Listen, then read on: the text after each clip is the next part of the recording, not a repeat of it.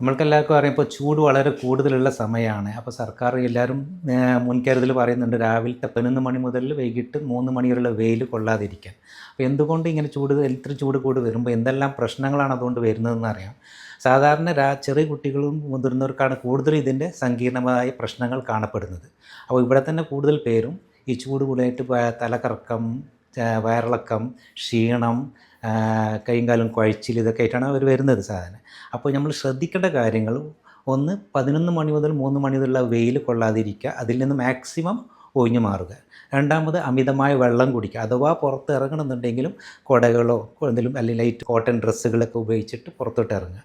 പിന്നെ വെള്ളം ധാരാളം കുടിക്കുക. ഇതൊക്കെയാണ് കാര്യം ശ്രദ്ധിക്കേണ്ടത്. ഈ വെള്ളം ധാരാളം കുടിക്കുമ്പോൾ തന്നെ 1-2 ഗ്ലാസ് വെള്ളം ഉപ്പിട്ട ചെറുനാരങ്ങയുടെ വെള്ളമോ അതും ആക്കി കുടിക്കുക.